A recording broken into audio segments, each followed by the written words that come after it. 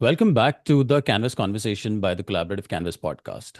Earlier in April at MRMW APAC in 2026, the industry came together to discuss how insights are shaping the future of the business decisions.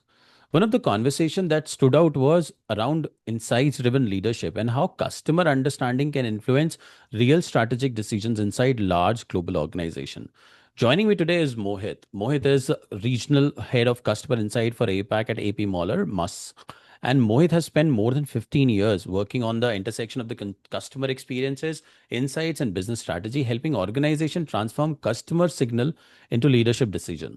In his MRMW session titled Insights Driven Leadership Shaping the Future of the Logistics, Mohit explored how organization can tackle challenges like customer churn, understanding decision making behavior, and then elevating insights to the boardroom. In this conversation, we go deeper into those ideas. So, Mohit, welcome again to the show. Thanks, Ankesh, and look forward to our discussion. So, Mohit, to start with, the session was very powerful, and I'm sure a lot of people would have loved the idea in the session of yours. But let's start with understanding, this whole big idea, the insights-driven leadership, which is specifically to how logistics has been seeing it. How does this insight-driven leadership actually mean? And in a global logistics giants like you, and how do you explain that? Ankesh, I always said, and in my session at MRMW, I started off with saying we don't have a data or insights problem. We have a decision problem. Insights-driven leadership is not about having more data scientists or more dashboards. It's about a fundamentally different posture of decision making. And when I say the different posture of decision making, there are five traits of being and of driving an insights-driven leadership. First is about seeing the system and not the symptom. So leaders should interpret signals across customers, markets, product, operations, and sales, but not in isolation. I will take an example from my day-to-day work. We noticed churn increasing within our business, and the initial assumption we all made was comparative pricing pressure. However, by combining the customer interviews, NPS feedback, and some of the service ticket trends, we saw a pattern. Customers experienced repeated service delays and which were gradually reducing the bookings. So the real issue here was not about price, but operational friction in the process, which helped then redirect to fix the process improvements. So seeing the system and not the symptom is the first trait of insights-driven leadership. Second is about making decisions with clarity under uncertainty. This is one of my favorite. Insights driven leaders know when they have enough evidence and not perfect evidence. Again, I will take an example of the work I do on daily basis. We notice from our NPS surveys, customer interviews, and support tickets that billing and invoicing errors are one of the key pain point our customers have raised. Even though the data we collected, right, it doesn't quantify every root cause perfectly. And it's hard to solve billing issues completely in shipping business because of many complexities involved. But the insights here consistently pointed towards invoice clarity and dispute management as an issue. Now, instead for waiting for a perfect solution or a full-fledged solution to attack this, an insight leader will launch a dispute tracking dashboard with some SLAs in place, and then we continue major improvements over a period of time. So that's what I meant by decisions with clarity under uncertainty. Now, let me talk about the third trait, which is connecting data to behavior. As an insight leader, you should be able to explain why customers behave the way they do, not just what they did. Again, I will take an example. Suppose your data shows that many customers they abandon the online bookings halfway. Now, this insight only tells us what has happened. But if we do the customer interviews, journey analysis, etc., it reveals the why behind it. In this case, our customers felt uncertain about the final inland charges. Inland is one of our key product. And then they prefer to confirm the cost with the sales agent before completing the booking. Again, insight here is not a lack of digital adoption. It's price uncertainty driving customers to human confirmation. That's how we linked behavioral data to the actual survey data. The fourth one is we need to embed insights in every leadership ritual. So whether it's a quarterly planning, pricing discussions, customer reviews, or even a network design and shipping, Insight is not just an output, it's the entire operating system. And last but not the least, we need to create an organization that listens. We need to build cultures where insight is not just a research deliverable or just a presentation, but it has to be a shared language for decisions. And in logistics, this matters more than ever because volatility punishes intuition and reward leaders who can interpret patterns early. I think that's would be my answer to the first question. Okay, I think I'm more intrigued about how the customer churn would look like, and then your last point about how we can actually elevate business decisions. So to start with, let's talk about the customer churn. I mean, you've been addressing customer churn. You addressed in the forum, and something very every almost other enterprise struggles with these days. What is that one misconception leaders have when they're trying to fix the churn? Uh, Ankesh, churn is a big problem across industries, and you correctly mentioned it. Customers are not unnecessarily unhappy, or they are not necessarily unhappy, but they are restless. Switching feels easier nowadays. Logistics and most of the industries has become commoditized, right? And procurement is under pressure to drive multiple options. So the biggest cause of churn is not price, and that's the misconception. It's uncertainty. Customers leave us when they feel that the provider is not reactive, when they have to discover the risks on their own, and when the insights are not tailored to their business. So at Maersk, before solving the churn, we aligned the organization on what churn actually means, whether it's a revenue, it's a logo, product, region, right? Once we agree on the definition, we need to institutionalize the churn governance. Again, churn or managing churn is not only one division's job. It's not a product sales or a customer experience job. It has to be a collaborative effort between different departments in an organization. So once we institutionalized the churn governance at Maersk, we used customer insights. That's where I come from. And here we understand five things: why customers joined us, why they left us, where did they go now, are they happy with their current provider, and then what Maersk can do to win them back. I mean, We technically, also these are, understand the sorry, Mohit, technically, these are very basic yes, questions to identify a customer churn. yes. I'm sure there's a lot of deep diving that you do in these five questions as well. Absolutely, absolutely. So we also understand the decision-making behaviors of our churners. Like in the customer insight study we conducted, we were able to categorize our churners into three categories. One is about the vocal negotiators. So they will negotiate with you on different terms and conditions. They will complain on the service recovery, and only if they are not happy with us with the solution, they would churn. So they will give you a chance first before they look for another provider. The second category we came up with were the silent transitioners. They will not negotiate any terms with you, or they will be just silently transitioning or gradually removing their volume of business with you. So you need to manage silent transitioners in a pretty different way as compared to the vocal negotiators. And third are the immediate churners. So these are the customers, any bad event which impacted their, say, reputation in the market, or any urgent logistic requirement is not being made. So they will quickly churn to a different provider. So by categorizing your type of churners and what actions you need to take for each of this, you are able to manage churn in a much more processed way, I would say.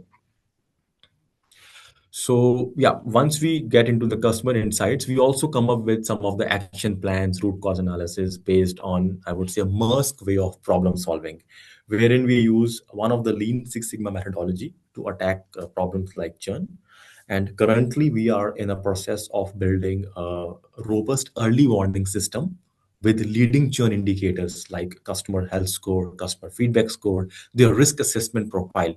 Of course, I can't share more details on the Of system, course. it's confidential, but that's how we are managing customer churn, and we are able to make some good improvements in the process as well. And I'm sure there's a lot of learning which comes along with understanding customer churn. So you also mentioned about elevating business decisions. So when you're reviewing those customer churn, when you're looking at that data, and specifically with if I talk about large organization like Musk and Insights, basically sits on those reports. How do you make sure that insights actually influence those decisions when you look at that data? Very relevant question, Ankesh. As I mentioned earlier, we don't have a data problem, we have a decision problem. At Maersk, in customer insights, we generally work upstream in the business. We don't come at the end once everything is discussed and then customer insights being pulled into. So we work upstream and collaborate very strongly with product sales, customer experience as well. And as I mentioned, most organizations, they don't suffer from the lack of insights. They suffer from a lack of translation into decision making. And at Maersk, the job of an insight leader is not just to deliver the truth, it's to deliver momentum to help make decisions. So we follow a four-step framework, and that's my recommendation for the other insights peers as well. So we always need to start with the decision, not the data. So you need to ask a question: what decision will this insight accelerate? So this will prevent us from analysis from being too academic in nature, right? But Mohit, Second is about again, to understand this is a little more granular in part.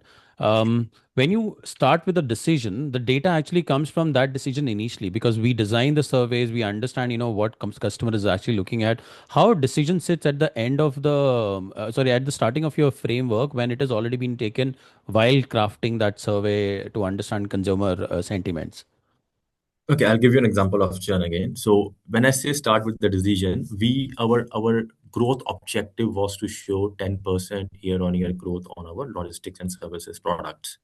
And our new business was developing at a very high pace, around 15% or 14%. But still, our overall business growth was not looking good. Then we looked into why the overall business is not growing because we had a leaky customer bucket. Around 8 to 9% of our customers were churning. And that's where we started with the data and decision. So we have to achieve the objective of say 15% growth, and we are doing good in our new store sales. We need to address the problem of churn. And then where the customer insights work very closely upstream in the business with product sales, customer experience to see how we can reduce churn or arrest the trend of churn.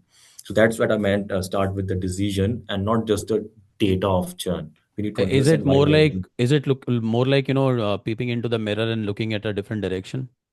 Absolutely, absolutely, Ankesh. That's a good starting point for a framework to look at it, because now you have the data and you really wanted to decide, and there's already a decision certainly made. But what is something that we're actually missing? That is something that data decodes, and then you probably have to start again. Got it. What was the second point on the milestone of the framework? Yes, so the second step of the framework is again, this is very general, I would say, align insights to a business or a financial outcome. Now, most of the senior stakeholders or an executive level, right, they will be only be interested in insights when it is directly linked to one of the financial outcomes like cost to serve, risk exposure, customer lifetime value, or in shipping network efficiency.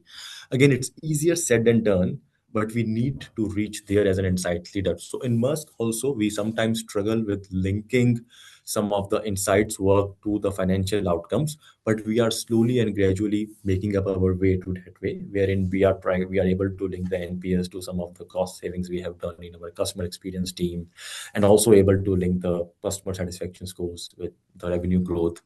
As I mentioned, it's hard, but this is where the insights should lean forward to.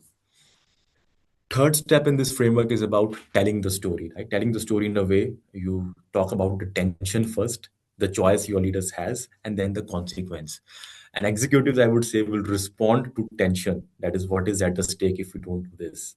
The Good. choice, what strategic options they have if they do this, and the consequence, which is again your financial or a customer impact. Right? Last but not the least, again, it's a create a first action within 30 days. So at Maersk, whenever as an insights leader, we complete a project on a study on insights, we always start with a small, clear, low risk moves that would convert insights into behavior. And we ask our stakeholders to come up with maybe a 30-day plan on how they are going to use these insights, some low hanging fruits if they can attack based on our insights. That would be a win-win both for the insights team as well as for the business. And I keep saying to my stakeholders, insights without action is just a theater, and Agreed. insights with action is leadership. That's what we meant by insights driven leadership. I mean, I think this is fantastic. You've created a framework which starts with understanding the second level of decision that you may wanted to make, club it with how a financial setting would work, what benefits you can get out of it, and then my favorite part is the storytelling, how you actually design the entire story around it, and so that you know exactly what is the first action item you can work upon. Understanding this whole framework, do you think I can take this as one key takeaway, or there any other that a practical, which can be a practical key takeaway that people would have walked out of the session along with them? I would say, in terms of one more practical takeaway, which I would leave my audience with, is build a weekly or a monthly insights ritual. Again, this is also for your stakeholders as well as for your wider team and insights. Right? Every week or every month, ask your teams what surprised us about our customer behaviors this month. Where did a customer hesitate this month, or why? What signals did we almost miss when we were talking to customers? And what decision can we make this month that removes friction, uncertainty for a customer? So if you start building these habits in within your organization or within your teams, definitely the insights would be much more fruitful and would be much more helpful in decision making. Wonderful, Mohit. I mean, I think the way it works for me is that when I speak with people like you, I learn a lot. But again, learning stops when you're not making it more of habit to ensure that you Yeah. generate that kind of a skill. So thank you so much for sharing these insights and perspective. I mean, I think these conversation has always reminded us that customer insights are not just research outputs; they are leadership tools that shape real business decisions. And if you enjoyed this conversation, make sure to subscribe to the Canvas conversation of the Collaborative Canvas podcast, where we bring more voices across the world of insights, technology, entrepreneurship, and innovation. Thank you again, Mohit. And for the audience, until next time, stay curious, stay collaborative, and keep building what next. Thank you, Ankesh.